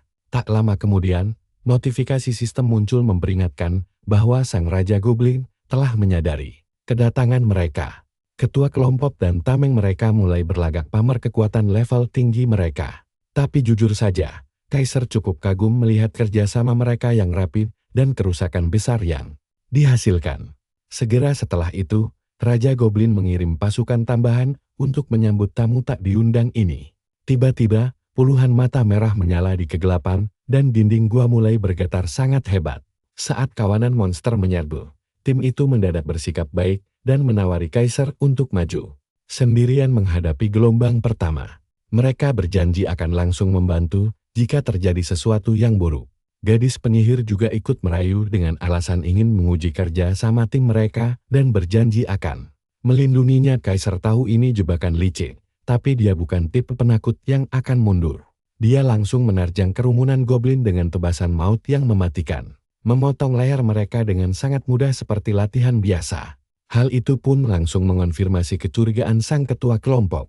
Insting bertarung Kaiser menunjukkan kalau dia adalah veteran berpengalaman yang selama ini mereka cari. Ketua yang licik itu meminta tamengnya menilai keahlian pendatang baru ini yang dijawab dengan tenang. Dia mengakui kalau keahlian Kaiser sangat luar biasa. Menghindar dengan cepat dan menyerang titik vital dengan pedang besar bukanlah hal mudah. Tapi ayo kita tunggu kejutan berikutnya. Mari kita selami kisah seru ini bersama, karena ada yang aneh dengan si anak baru. Sang sepuh merasa harusnya bocah Assassin 69 gak kalah darinya. Kaiser memang cepat di kelasnya, tapi kelas pembunuh itu beda kasta banget. Punya keahlian mengendap-endap sama racun bikin kelas PvP ini paling curang. Bahkan bisa menang lawan 3 orang sekaligus tanpa keringat dingin.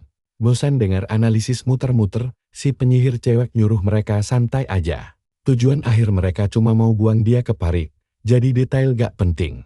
Begitu dengar itu, si ketua kasih lampu hijau ketan untuk mulai bergerak diam-diam jalankan rencana mereka. Mereka bertiga perlahan mendekat dari belakang seolah mau kasih bantuan. Sementara itu, Kaiser tetap siaga penuh sama sekelilingnya. Bahkan pas lagi nebas goblin kayak motong kayu bakar, teman setimnya mulai kasih pujian setinggi langit. Bilang mereka yakin dia bisa selesaikan Donghyun ini sendirian pakai ilmu pedangnya. Cowok kita pun tersenyum lebar dan santai menjawab, kalau mereka juga gak seburuk itu. Si Tang terus-menerus menjilat dia. Berbisik ke ketuanya, kalau mereka baru saja menemukan gamers sejati yang patut dihormati, tapi Kaiser bukan tipe orang yang gampang mabuk pujian murahan. Di kepalanya, cuma ada dua alasan kenapa mereka melemparnya ke kerumunan monster begitu saja. Mereka mungkin menjadikannya umpan buat menjarah barangnya saat mati. Tapi sejauh ini, tampaknya mereka belum berani bertindak. Si ketua menyuruh mereka buat terus maju, bukan karena baik hati. Tapi dia lagi nunggu momen pas buat eliminasinya dengan mudah. Kelompok mereka terus membantai gelombang monster. Tapi si penyihir cewek entah kenapa selalu meleset saat menembak ke arahnya. Si ketua pun ngamuk, karena bidikannya yang ampas banget. Lalu dengan gak tahu diri dia menyalahkan para goblin yang menghalangi tembakannya. 3 orang bodoh ini sudah ngos-ngosan dan mengira Kaiser beruntung banget. Sementara itu, dia malah heran bidikannya ampas padahal dia kasih celah bersih. Nah, kalian perhatikan bagian ini, mereka sudah disarang bos sekarang, gerbang raksasa. Terbuka perlahan membawa aura yang sangat mencekam. 2 prajurit goblin elit maju sebagai pengawal pribadi sang bos. Siap meremukkan para penyusup. Si ketua langsung menyuruh Kaiser untuk menghadapi mereka sementara mereka mengurus hal penting lain.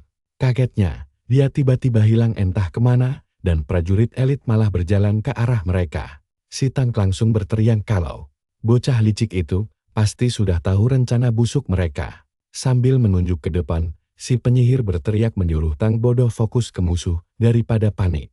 Sendiri, mendengar itu, para cowok sekuat tenaga menahan goblin dan berteriak menyuruh si cewek membakarnya sebelum mereka mati. Digencet, si cewek mulai merapal bola api, tapi mendadak berhenti pas batu besar melayang. Tepat ke wajahnya, dia nyaris saja bisa menghindar ke samping. Gadis kecil itu membeku melihat sosok raksasa yang melemparnya.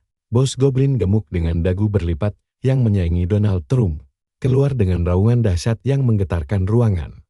Si Tang menoleh ke arahnya, bertanya sampai kapan dia mau melamun di sana. Tapi si penyihir cewek sudah pucat pasi bagai melihat malaikat maut. Kaiser muncul kembali, bertanya dengan sopan, apakah mereka berteman dekat dengan bocah asasin. Karena bingung dan terpojok, dia keceplosan bicara jujur, tapi memohon padanya untuk setidaknya membantu menyelesaikan Donghyun sebelum mereka menyelesaikan urusan pribadi. Lagi pula, mustahil menyelesaikan Donghyun ini tanpa tim lengkap.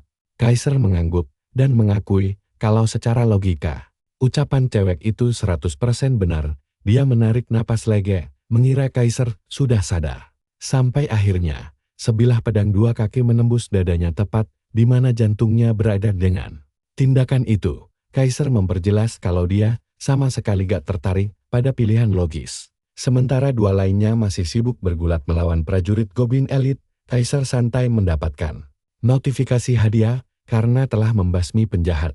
Dia senang karena rencananya berhasil mulus. Begitu prajurit elit muncul, dia memakai tusukan belakang pada mayat terdekat.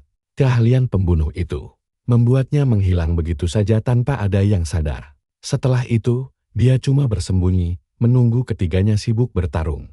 Si ketua menatapnya tidak percaya, mempertanyakan apakah dia sudah gila, masa dia mau mati bareng mereka. Nah, kalian pasti penasaran saat Kaiser menyuruhnya menebak moto pribadinya.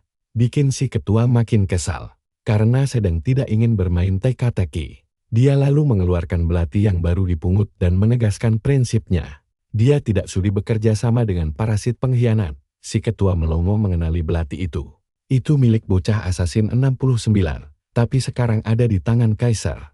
Cowok kita menyeringai lebar, senang melihat si ketua mengenali barang temannya sendiri dengan baik, tapi selain kaget, ketua juga bingung kenapa pengguna pedang memakai belati. Belati di tangan pemakai pedang besar sama tidak gunanya dengan monyet memegang obeng. Dia lalu menuntut jawaban, bagaimana Kaiser bisa solo Donghyun ini sendirian setelah membunuh orang yang bisa membantunya. Ketahanan fisik bos goblin sangat tinggi. Mustahil dia bisa mengalahkannya hanya dengan belati sekecil itu. Peduli setan berapa kali dia menebasnya. Namun Kaiser cuma mengedikkan bahu dan bilang strateginya sangat simpel. Efek status seperti pendarahan tidak dihitung sebagai serangan fisik. Dan itulah tiket emasnya untuk menang mudah. Si ketua mulai berteriak padanya. Bilang tidak mungkin efek pendarahan saja bisa mengalahkan bos level tinggi. Menyeringai seolah tahu rahasia besar, Kaiser dengan tenang menjelaskan kalau dia tidak memakai efek pendarahan murahan. Detik berikutnya, si ketua melihatnya menghilang lalu muncul lagi beberapa langkah di depannya.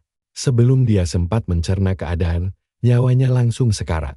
Perbedaan status antara dia dan Kaiser terlalu jauh. Semakin besar perbedaan statusnya, semakin kuat efek pendarahannya. Prajurit elit dan si ketua pun mendadak mulai batuk darah parah. Sambil terengah-engah kesal, si ketua mengutuk sistem game ampas yang menghukumnya cuma karena punya status lebih tinggi, padahal perbedaan level mereka tidak sejauh itu juga.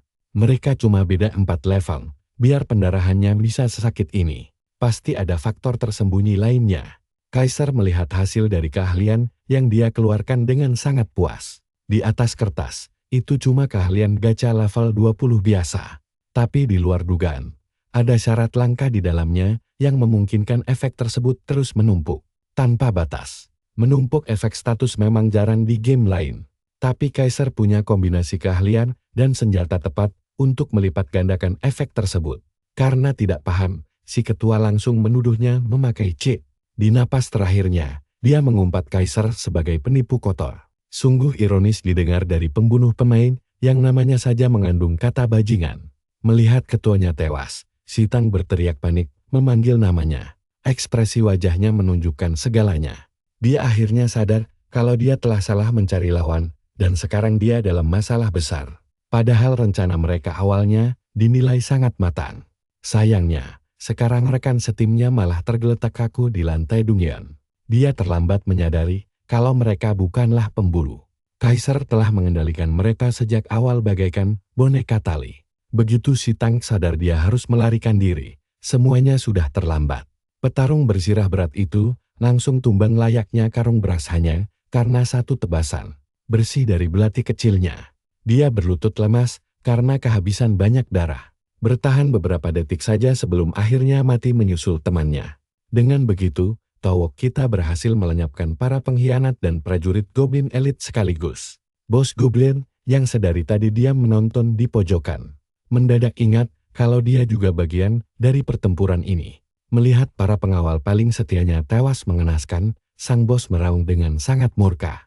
Kaiser menghela napas, ingat kalau masih ada si gendut pemarah yang harus dihadapi. Percayalah, kalian pasti mau melihat bagaimana dia bersenang-senang menghabisi bos gendut ini. Sampai tuntas. Bos Goblin melompat dari atas, mencoba menggilasnya dengan beban seberat 100 mobil Cybertruck. Karena bosnya belum mengaktifkan ketahanan fisiknya. Satu hantaman lutut ke wajahnya, sukses membuat monster raksasa itu terjungkal ke belakang. Merasa kesakitan dan malu, dia mengaktifkan pertahanan egoisnya untuk memangkas semua kerusakan. Fisik hingga hampir nol. Tanpa ragu sedikit pun, Kaiser langsung menggunakan kekuatannya. Kalian wajib tonton ini, jagoan kita pakai keahlian pencuri lagi dan nebas si bos dari segala arah. Kayak sebelumnya, darah menyembur dari si ketua goblin mirip galon air bocor. Makhluk itu langsung berputar dengan tatapan super murka. Dia ngamuk berat setelah lihat setengah darahnya habis dalam satu serangan. Matanya langsung bertatapan dengan Kaiser, yang punya tatapan mematikan kayak tukang jagal lagi milih hewan mana yang mau dipanggang. Selanjutnya, seketika, amarah si bos langsung lenyap, sambil menjerit panik, dia berbalik dan kabur. Untuk pertama kali dalam sejarah, bos malah lari dari pertarungannya sendiri. Jagoan kita langsung mengejar pakai keahlian tusuk belakang pas si goblin nengok ke belakang dan ngira dia berhasil lolos. Tapi begitu dia madep depan lagi, si Algojo sudah nempel di leher tebalnya. Siap bikin potongan daging empuk. Si ketua goblin menjerit ketakutan saat dia dikirim langsung ke neraka. Sistem memberitahu kemenangan dan dia juga naik level. Dia bahkan dapat sabuk bau keringat si bos, tapi dia tetap senang karena emang lagi nyari sabuk. Jagoan kita mikir dia harusnya bisa dapat posisi peringkat di sini juga. Tapi karena tidak ada batas waktu, dia tidak ambil pusing, walau agak kepikiran sedikit. Tapi dia langsung fokus sama semua hadiah menggiurkan di depannya. Pas ngambil perisai, dia sadar para bandit ini modal besar buat perlengkapan mereka. Bahkan pedang bosnya punya kualitas tingkat atas. Meskipun orang itu cukup tanggul, Sekarang dia tidak bisa menyakiti siapapun lagi. Pas Kaiser mengambil kalung buat diperiksa, keahlian mata kebenaran miliknya aktif dan melihat sesuatu di kejauhan.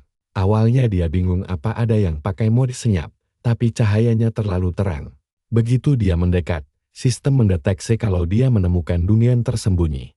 Hal itu bikin dia kaget setengah mati. Masuk ke mode penjelasan takdir, dunia itu dibagi jadi beberapa tingkatan. Dan yang paling legendaris, serta langka adalah dunia tersembunyi. Bahkan para pemain dengan kelas penjelajah hampir botak saking susahnya nyari tempat ini. Pintu masuknya ditaruh di lokasi yang tidak masuk akal. Ditambah lagi syarat masuknya aneh-aneh. Kembali ke jagoan kita, dia langsung shock melihat syarat masuk dungeon ini yang gila banget. Dungeon yang biasanya butuh satu tim penuh buat diselesaikan, malah harus dia temukan sendirian. Tapi dia pikir, kalau tidak sulit ya tidak seru. Sekarang kalian perhatikan ini. Hadiah dungeon tersembunyi ini ternyata kelas pahlawan. Makanya jagoan kita makin semangat buat menyelesaikannya. Bahkan salah satu veteran game ini, Fred, pernah bilang, kalau masuk ke dungeon tersembunyi itu kayak naruh kepala di dalam mulut predator. Banyak pemain setuju, kalau sekali saja kamu lengah di depan monster, rahangnya bakal langsung mengatup dan meremukkan kepalamu. Dungeon tersembunyi ini kayak predator yang menyamar, menunggu mangsanya masuk ke mulutnya yang terbuka lebar. Kembali ke jagoan kita, Kaiser melangkah masuk ke dalam dungeon dan langsung terkena efek negatif yang bikin pandangannya menyempit. Tapi, sifat kepahlawanannya langsung aktif, menghapus kutukan itu dan memulihkan pandangannya jadi 20/20 lagi. Sambutan kasar ini malah bikin dia makin membara. Tiba-tiba goblin bertudung bicara, memuji keberanian Kaiser yang masuk ke sarangnya tanpa rasa takut. Pas berhadapan langsung, Kaiser melihat gerombolan mayat hidup goblin dan laba-laba yang menjijikan, bikin dia langsung merinding. Melihat reaksinya, si dukun goblin jadi makin percaya diri dan tertawa kegirangan. Tapi, jagoan kita kaget karena ternyata dia adalah bos bernama khusus. Padahal di dungeon level tinggi pun, bos seperti ini jarang ada. Bos bernama khusus jelas jauh lebih kuat. Dia langsung teringat hadiah yang didapat pas mengalahkan naga. Lalu mulai membayangkan hadiah apa lagi yang bakal dia bawa pulang kali ini. Si goblin mulai mengoceh. Heran bagaimana bisa manusia ini menemukan tempat rahasianya. Dia tahu Kaiser bukan seorang penjelajah. Bahkan menyadari ada banyak aura berbeda yang bercampur di tubuhnya. Hal ini bikin jagoan kita terkejut karena ternyata si goblin lebih pintar dari penampilannya. Si dukun langsung serius dan bersumpah kalau Kaiser tidak akan keluar hidup-hidup. Lalu melepaskan pasukan mayat hidupnya. Tapi, jagoan kita cuma berdiri tenang dan membalas kalau dia bakal memberi monster ini pelajaran. Sambil mengaktifkan keahlian tusuk belakang. Dia memperingatkan kalau petarung jarak jauh harus selalu waspada saat melawan petarung jarak dekat. Dia lalu berteleportasi ke belakang si dukun. Tapi monster itu sudah bersiap dan langsung melempar salah satu prajurit mayat hidupnya yang kemudian meledak di depan Kaiser. Tapi, kalian pasti mikir si dukun bakal menang. Ternyata senyumnya langsung pudar pas jagoan kita bergaya ala Itachi dan muncul lagi di belakangnya. Menyadari pisau di tangan Kaiser, si dukun sadar dia terluka. Kaiser mengejeknya, mengingatkan si goblin kalau dia sudah menyuruhnya buat selalu waspada. Si dukun ahli sihir kematian itu langsung serius, menerbangkan lebih banyak prajuritnya.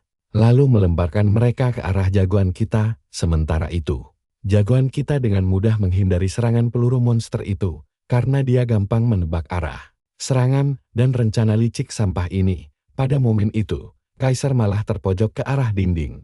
Si dukun mulai merayakan kemenangannya, berteriak kalau ini adalah akhir perjalanan Kaiser sambil meledakkan sisa prajurit mayat hidupnya. Si dukun hitam berdecak kesal karena kecewa tidak bisa menangkap subjek uji coba yang menarik ini secara utuh. Jihad menyalahkannya karena terlalu keroba dan sombong. Tapi wajah angkuhnya langsung hilang saat orang yang dia kira sudah mati tiba-tiba merangkul lehernya erat dari belakang. Tidak berhenti di situ, dia mendekat dan berbisik kalau si dukun tidak bisa memakai keahliannya lagi. Berniat bersenang-senang sebentar, dia menyimpan pisaunya dan mulai menghajar jihad dengan tangan kosong daripada langsung menghabisinya. Satu pukulan keras membuat si dukun kurus terpental hingga punggungnya menabrak dinding dengan keras. makhluk itu mengerang kesakitan, tampaknya belum pernah dihajar sekejam ini sebelumnya. Berdiri di hadapannya dengan tatapan dingin dan tajam, Kaiser memperjelas siapa bos sebenarnya di sini. Jihad mencoba mempertahankan sisa harga dirinya yang sedikit itu. Bergumam kalau suatu hari dia akan membalas dendam atas penghinaan ini. Kaiser menjawabnya dengan pukulan keras tepat ke ulu hati, menghancurkan sisa harga dirinya. Dia lanjut melayangkan pukulan bertubi-tubi, sampai si dukun terengah-engah dan meminta waktu istirahat. Makhluk jelek itu bahkan berani menceramahinya, bilang kalau kekerasan yang mematahkan tulang seperti ini harusnya ilegal. Jadi tindakan Kaiser sangatlah salah. Kaiser cuma menatapnya heran, berusaha memahami naskah macam apa yang diprogram ke bos satu ini. Penakut ini sama sekali tidak cocok dengan bayangan bos Dungeon spesial kelas pahlawan yang dia harapkan.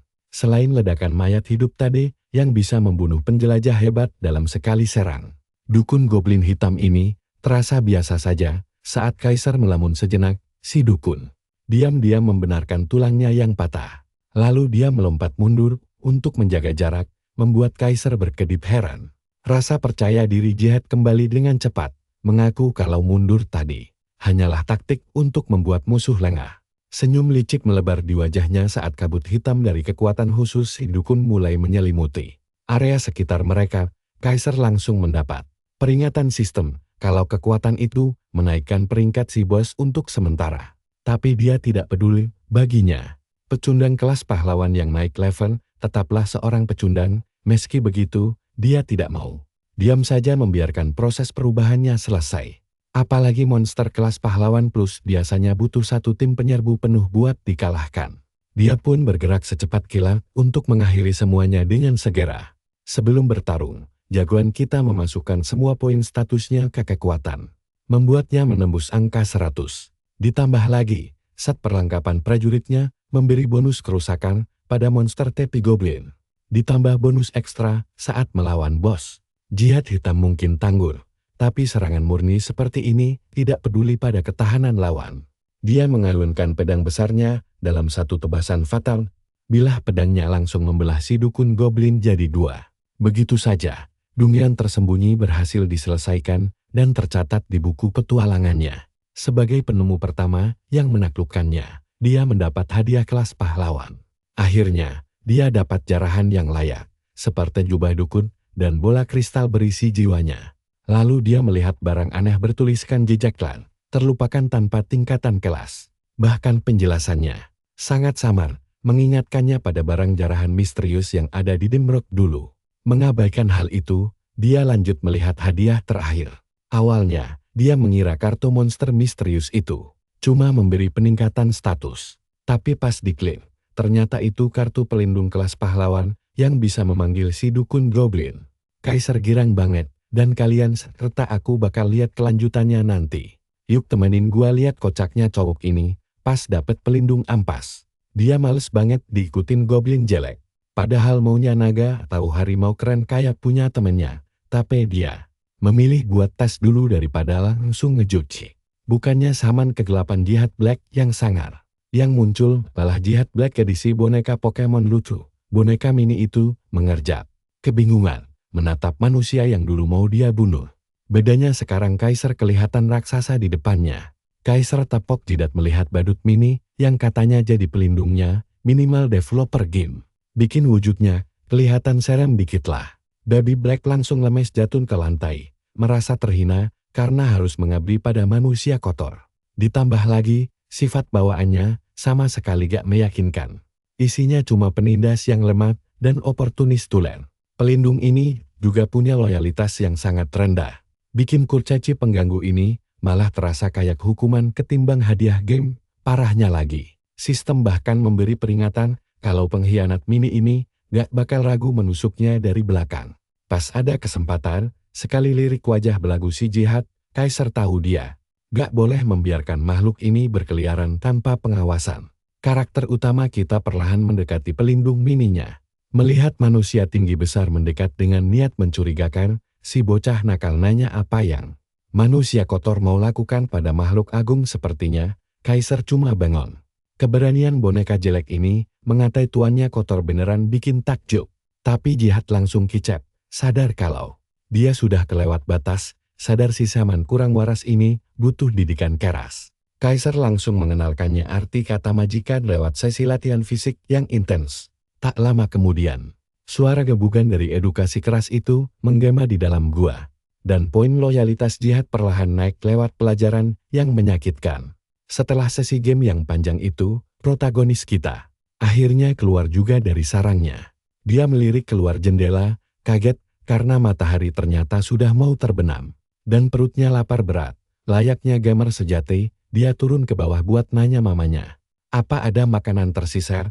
Tapi yang dia temukan malah adiknya lagi santai di sofa sambil nyemil bungkus keripik terakhir. Dia pengen banget ngatain adiknya pengangguran, tapi sadar sesama Cooper. Dia memilih berdamai, sambil duduk di sofa. Dia nanya adiknya lagi nonton apa. Nah, kalian harus denger ini, dia hampir tersedak pas tahu adiknya juga main game yang sama. Bahkan sudah mencapai level 71. Otak Do-hyun langsung korslet denger fakta itu, karena artinya adiknya pasti sudah main lama banget. Padahal aslinya gak juga. Dia capai level itu dalam 6 bulan berkat bantuan temannya yang menggendongnya sepanjang game. Penasaran, dia nanya apa emang butuh waktu selama itu buat solo ke level 70. Dengan kejamnya, adiknya membalas kalau progres game bakal lambat kalau orangnya sesekali menyentuh rumput. Daripada mendekam di dalam kapsul game 10 jam sehari, dia bingung harus menganggap itu ejekan atau pujian. Di saat itu juga, siaran langsung TV berganti membahas tentang guild pahlawan, adiknya. Histeris bilang kalau itu guild nomor 1 buat pemain seumurannya. Bahkan menyaingi kepopuleran Melsal.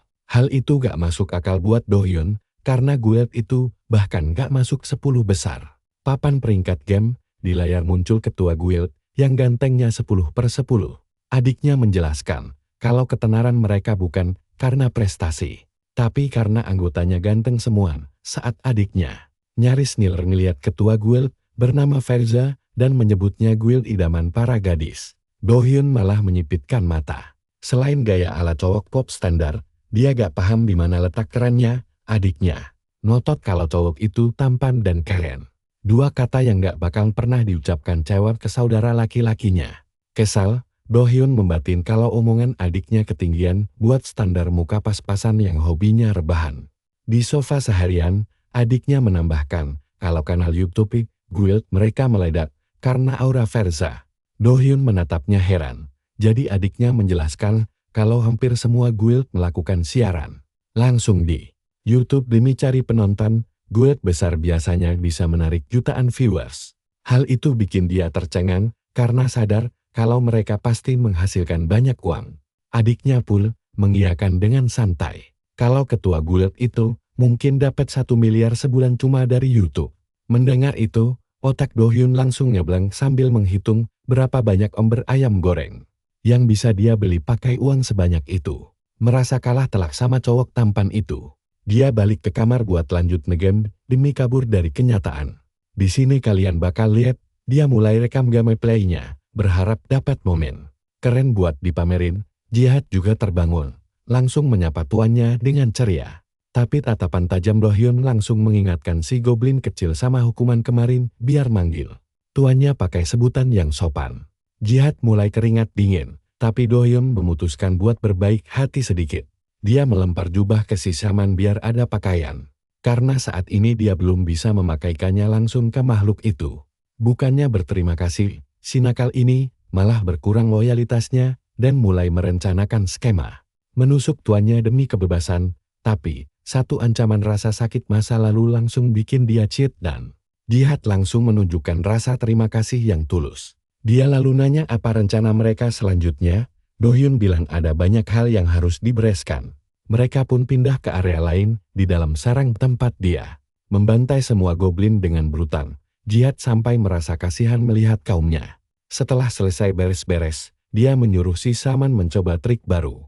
Dia memerintahkan si Saman menjatuhkan semua barang rampasan yang dibawa dan mencoba membangkitkan para goblin yang baru saja tewas. Saman itu membuang segalanya dan merapal mantra dengan ekspresi yang terlalu serius buat wajah. Konyolnya, mengejutkannya, mantra itu berhasil dan sesosok goblin merah bangkit dari tanah. Jihad mengulanginya 2 kali lagi dan mengonfirmasi kalau ini adalah batas pasukannya untuk saat ini. Meski begitu, Idin memiliki pasukan mayat hidup di Qin. Ketertarikannya melonjak karena si Saman ternyata jauh lebih berguna dari dugaannya. Tanpa menunggu izin, si Saman malah mulai memerintah anak buah barunya dan mengabaikan tuannya. Begitu saja. Saat ditanya apa yang mereka lakukan, Jihad dengan santai menjelaskan kalau tuannya gak perlu repot membawa semua barang jarahan sendiri. Tingkah licik si Kerdin yang langsung mempekerjakan budak baru bikin dia kesal. Dia memberitahu Jihad kalau dia berencana berburu monster elit begitu naik ke level 2. Jihad malah mengejutkannya dengan bilang kalau dia tahu di mana monster elit biasanya berkumpul. Katanya, mereka malas banget dan cuma nongkrong di satu tempat sepanjang waktu. Mendengar itu, jagoan kita langsung tersenyum lebar karena dia baru saja mendapatkan ide yang sangat luar biasa gila.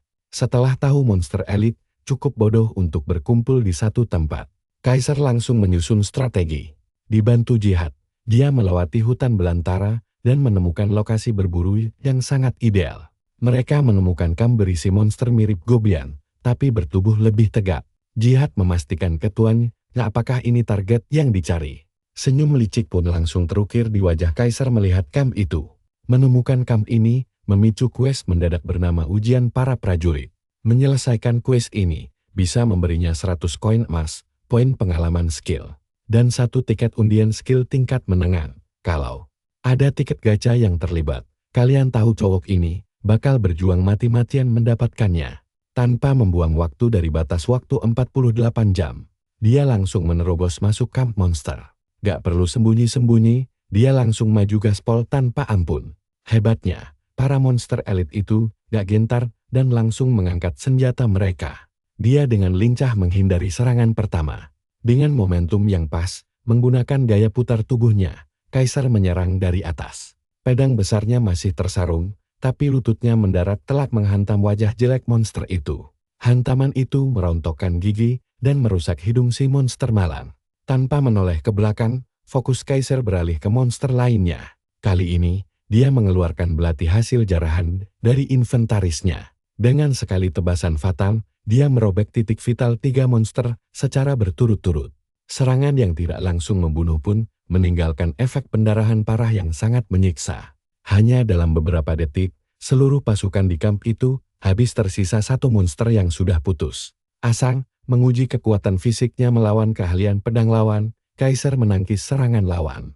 Pakai belati, si monster shock banget pas tebasan kuatnya ditangkis senjata sekecil itu. Kesempatan emas, dia langsung tendang perut monster itu sampai sesak. Nah, gimana kelanjutannya? Kita tunggu di part berikutnya ya. Paru-paru, untuk menutup penyergapan mendadak ini, dia mencabut senjata utamanya. Dia mengalunkan pedang besar marahnya sekuat tenaga hingga mengeluarkan raungan buas. Kaiser langsung menebas musuh malang itu menjadi 2 bagian tanpa ampun.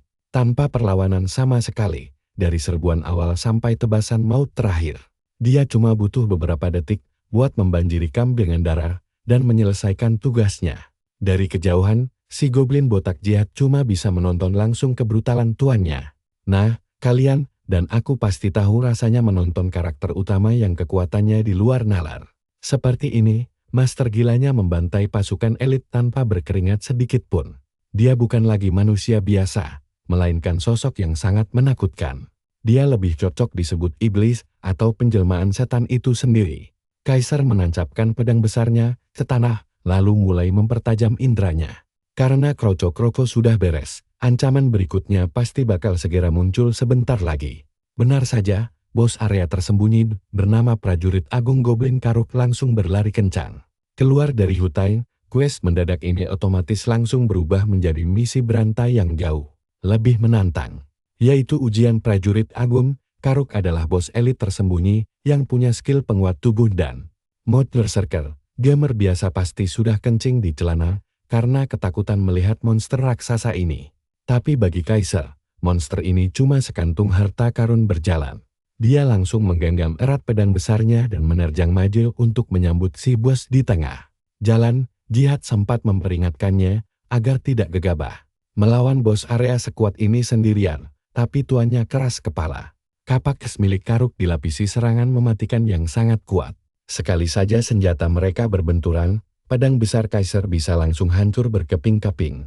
Nah, perhatikan baik-baik bagian ini. Kaiser dengan cerdik menghindari benturan langsung lewat teknik pedang yang luar biasa gila. Karuk pun dibuat melongo kebingungan karena serangannya meleset. Karena gagal menyelesaikan pertarungan, dalam sekali tebas, Jihad pun ikut shock. Sesaat sebelum kapak tempur itu menghantam senjatanya, Kaiser mengubah sudut kemiringan pedangnya dengan sangat cepat demi menyelamatkan perlengkapan berharganya. Dia lalu menatap si goblin raksasa dengan pandangan mengejek yang sangat memprovokasi. Hasilnya luar biasa efektif. Karuk langsung mengangkat kapaknya ke atas kepala, siap untuk ronde kedua yang jauh lebih intens. Dalam jarak sedekat itu, Kaiser membelokkan seluruh momentum dari kapak es musuh. Mereka terus beradu kekuatan tanpa gerak kaki atau taktik yang rumit. Keduanya cuma berdiri diam sambil saling menghantam. Jihad yang sudah hidup selama 100 tahun, belum pernah melihat pemandangan segila ini. Kaiser sama sekali tidak terluka berkat akurasi tangkisan pedangnya yang sempurna. Dia menahan badai serangan itu dengan sangat santai, menetralkan setiap ancaman sebelum sempat melukainya. Seperti yang kalian tahu, menangkis serangan adalah trik yang sangat berisiko tinggi. Kalau timing meleset sedikit saja, taruhannya adalah nyawa atau senjata hancur. Kalian mungkin berpikir taktik ini biasa saja, tapi ini adalah salah satu skill pertahanan terbaik bagi pendekar pedang. Kebanyakan gamer cuma memakainya untuk menghadapi monster kroco biasa. Namun di tangan ahlinya, tangkisan ini bahkan bisa mementalkan skill tingkat legendaris. Karena tingkat keberhasilannya sangat kecil. Hampir tidak ada pendekar pedang yang berani menggunakannya dalam pertarungan sungguhan. Kaiser beruntung bisa mendapatkan skill berisiko tinggi ini dari gacha ampas. Begitu cooldown skill mematikan Karuk selesai, bos itu kembali melancarkan tebasan dahsyatnya. Kali ini, Kaiser bertindak cerdik. Dia membiarkan kapak itu menghantam tanah kosong dan langsung berteleportasi ke belakang si goblin. Bodoh saat Karuk menyadari ancaman di punggungnya, Kaiser sudah menyeringai lebar penuh kemenangan. Jihad terperangah melihat tuannya membantai bos yang seharusnya diburu oleh satu tim penuh. Dengan satu tebasan sabit yang sangat bertenaga dan penuh kehancuran. Pertarungan epik ini pun berakhir. Kepala si goblin raksasa langsung terpenggal. Bos area tersembunyi Karung akhirnya berhasil dikalahkan. Kaiser berhasil menyelesaikan ujian prajurit agung. Dan pencapaian luar biasa ini tercatat di buku petualangannya. Dia mendapatkan hadiah 200 koin emas X melimpah dan 2 tiket gacha skill tingkat menengah. Kaiser sama sekali tidak peduli dengan hadiah lainnya karena matanya langsung tertuju pada tiket gacha. Dia langsung berjoget heboh layaknya manusia purba yang baru pertama kali menemukan api. Setiap kali melihat tarian aneh tuannya itu, si goblin Jihad cuma bisa menahan rasa malu yang mendalam. Saat bertarung, orang ini memang terlihat sangat menyeramkan seperti iblis haus darah. Tapi begitu giliran membuka kartu gacha, dia mendadak berubah menjadi orang paling konyol dan bodoh di seluruh dunia. Begitulah nasib kalau sudah kecanduan judi gacha. Dia langsung mengklik tombol gunakan secepat kilat. Hormon dopamin langsung membanjiri otaknya saat daftar berbagai skill keren mulai berputar di hadapannya. Kartu pertama memberinya skill bela diri langka bernama tendangan naga terbang. Sedangkan kartu kedua memberinya skill langka TP pendukung bernama streaking. Tarikan gacha kali ini benar-benar sangat menguntungkan dirinya. Streaking adalah skill wajib bagi kelas buffer. Dengan durasi 40 detik dan cooldown 40 detik. Efek tambahan 40 poin serangan fisik akan terus aktif 100% tanpa henti. Pedang biasa kini bisa menghasilkan daya rusak setara pedang raksasa tanpa ada efek samping. Dia benar-benar mendapat jackpot hari ini. Skill ini sangat cocok dengannya, sampai-sampai dia rasanya ingin menangis bahagia. Karakter tipe terharum yang bisa memperkuat dirinya sendiri adalah impian semua pemain solo. Tendangan naga terbang hanyalah pemanis tambahan karena dia memang mendambakan skill itu hanya karena gerakannya yang terlihat sangat keren. Selain itu, bos area tadi juga menjatuhkan jubah kulit merah tingkat pahlawan. Dia bahkan mendapatkan pelindung bahu kulit warna-warni dan cincin esensi Karuk yang merupakan aksesori langka tingkat pahlawan. Kaiser akhirnya bisa membuang set goblin lamanya demi peningkatan status yang masif. Dia langsung mengenakan setelan lengkap prajurit agung Karuk yang memberikan tambahan efek jangkauan serangan sebesar 10%. Ditambah peningkatan kerusakan jarak dekat 6,5% dan semua status naik 4 poin. Setelan dua warna ini membuat penampilannya jauh lebih keren. Jihad pun langsung memuji penampilan baru tuannya, sambil mengakui kalau Kaisar terkadang bisa sangat menakutkan. Kaisar justru menganggap ketakutan bawahannya itu sebagai pujian. Bahkan terkadang dia sendiri merasa takjub dengan kehebatannya yang luar biasa. Melihat tuannya yang tenggelam dalam kesombongan, Jihad mengurungkan niat untuk mengobrol santai. Namun aksi pamer Kaisar langsung terhenti oleh notifikasi bahwa loyalitas goblin kecil itu mendadak turun 1 poin. Sadar kalau pelayan botaknya baru saja mengumpat dalam hati, Kaisar langsung menodongkan pedangnya dan memberi peringatan keras agar Jihad tidak macam-macam. Kalau masih ingin menikmati hidup, untungnya rasa takut adalah cara paling ampuh untuk menaikkan loyalitas si goblin penakut ini. Karena tujuannya di tempat ini sudah selesai. Tidak ada alasan lagi bagi mereka untuk menetap di hutan suram ini. Sudah waktunya mereka pergi, meski baru saja membantai bos besar tersembunyi.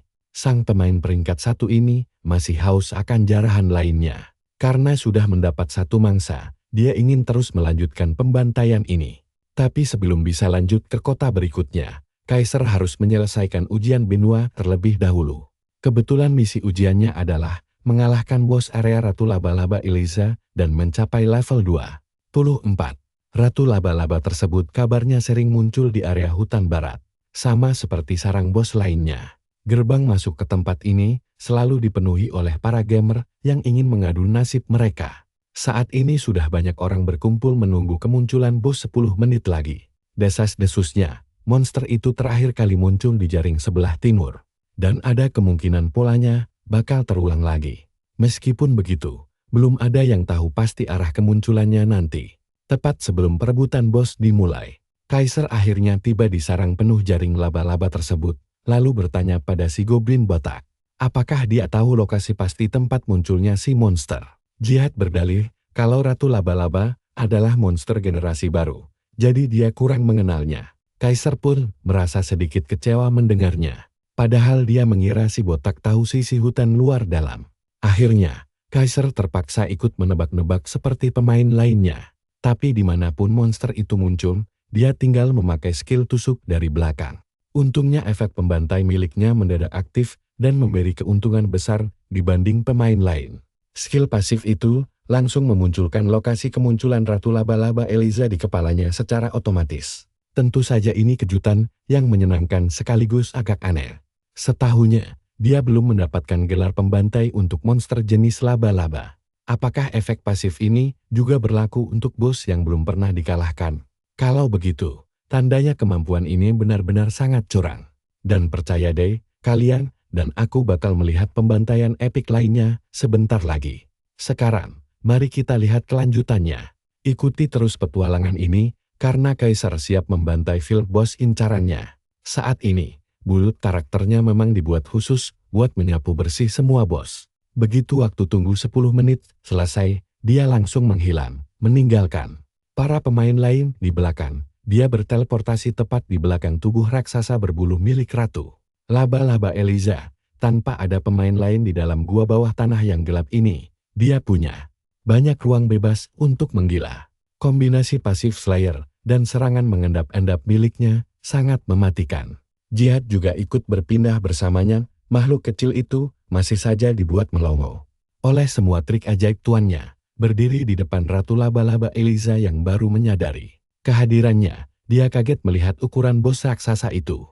Laba-laba raksasa tersebut langsung meneriakkan namanya. Mirip Pokemon sambil menyerang sang pemain tunggal. Untuk membaca gerakan musuh, Kaisar mundur menghindar. Setelah jaraknya cukup aman, dia menggunakan jurus mengendap-endap lalu menghilang begitu saja. Ratu Laba-laba terlambat berbalik untuk melindungi dirinya.